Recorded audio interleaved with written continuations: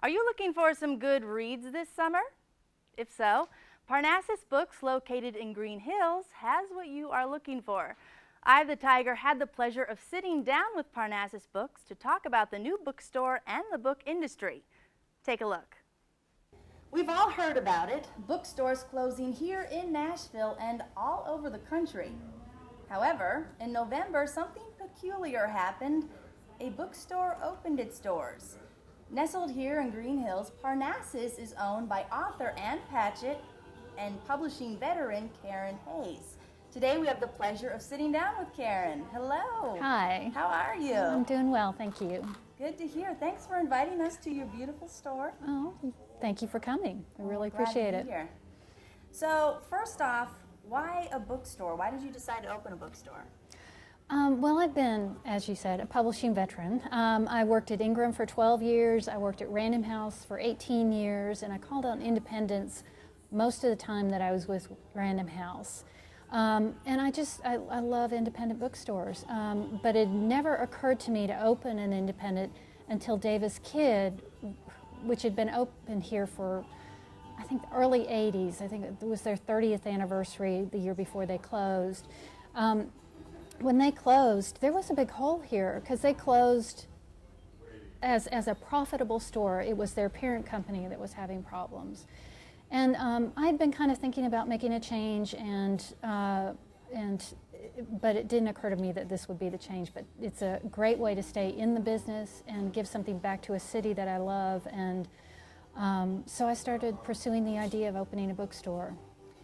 So, because bookstores were closing, did you feel nervous at all? Like, what if there's not the support that I need? Because bookstores are closing all over the country. Not too much, surprisingly, because I know that there are still a lot of people out there that are reading printed books. And there'll always be a market for it. I would see, I use as an example quite a bit, Grimey's here in town. It's a wonderful independent record store, and they've been in business for a long, long time, and they're making it with all the changes that have gone on in the music business. So I felt like there's still going to be a market for printed books for a long time to come, as long as you aren't a huge, huge store that overextending yourself. If you keep it small, you're going to do well.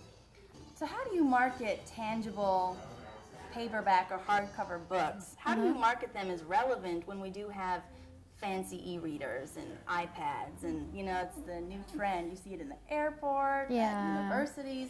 How do you make real books relevant? I don't think we have to make them relevant. I think people that come in here love the feel of a book, love to read a book, and a lot of them do have their e-readers and they use them a lot. It's just that they like both. The e-reader has a place when they're traveling, or other times when they can't find something that they can only get on their e-reader. The other way too is that when you give a gift, a book says a whole lot more than giving a gift certificate for some book that they might buy and download on their e-reader. Kids' books, that's a huge part of our bookstore, and that is so special to give a child a book, a printed book, or share it with them and read with them. And then, as you can see, we've got a big art section here, so that's hard to do with books too. I mean, with e-readers. So it's going to be, I think, relevant for a long time to come. So. Right. And there is something very authentic about a real book. Yes, it is, and it does, like I said, make a great gift. And so people come in here, and we had a lot of people at the holidays. It was really, really busy, and it continues to be because it's a great gift. So I was looking around on your site, and I saw at the top of the site it said an independent bookstore for independent people. Yes. I love that phrase. What does that mean to you?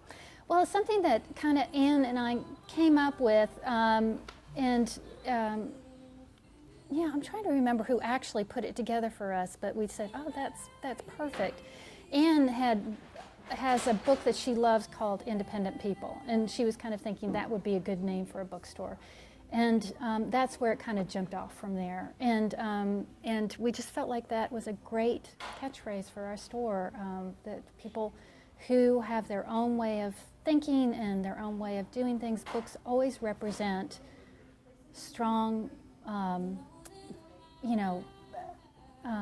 values and ways of thinking. So I'm not wording that very well. I haven't thought about how I should say that, but I think it's something that people can relate to.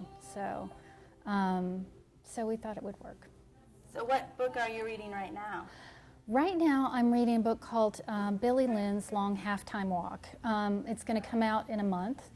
And it is a book that is getting a lot of buzz in the industry. It's about a young soldier that's coming back from the war in Iraq as a war hero, and kind of what it means it's in this day and age to be that, what the state of the media is in the world. It's just kind of a broad issue book, but with a great character, a wry sense of humor, kind of a catch-22 for this century, actually.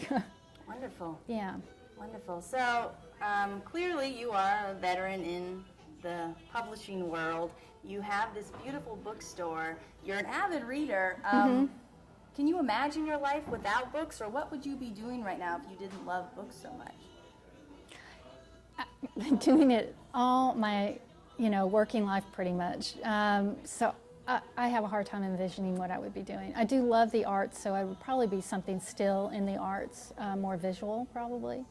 But I'm happy I ended up where I am. So yeah, I'm not an artist, but it might have been something in the visual arts. Okay. Where do you see your store in 5 or 10 years from now? I hope it'll be here. It's the right size. It's a good location. It's. I don't see us expanding. We're finding that the back room space is a little tiny, but the floor space we're very happy with. So I think, and the location is just great. It's easy for a lot of people to get to. So it's a good location. Okay. And finally, I think anyone who opens a store, is an entrepreneur, and I think that's very admirable. What advice would you give to someone who's looking to open a store, whether it's a bookstore or any store for that matter? Because it's got to be a little nerve-wracking. It is. And yeah, that's it. I would just advise them that you've got to be up for working long hours, but the rewards are so worth it. I mean, I've never worked this hard in my life, but it's just been a blast the whole time. So. So that would be my advice. Just, do the groundwork before you start opening, do your business plan, all that, and then just prepare to be working a lot. Keep that in mind. Yeah. So finally, just the FYI of your store, Hillsborough Pike? Yes, where Abbott Martin meets Hillsborough Road. A lot of people know where Hillsborough High School is. It's right next to that. A lot of people know where the Donut Den is. It's the same shopping center. So that's where we are. Okay, and what days of the week are you open? We are open every day of the week. From Monday to Saturday, we're open from 10 to 8, and on Sundays from 12 to 5. Okay, wonderful. Well, thank you so much for welcoming us into your beautiful store. I really appreciate it. We'll be back to buy books next time. I hope so. Thanks. Thanks so much. Thank you. Thank you. You. Have a wonderful day. Thank you. You too.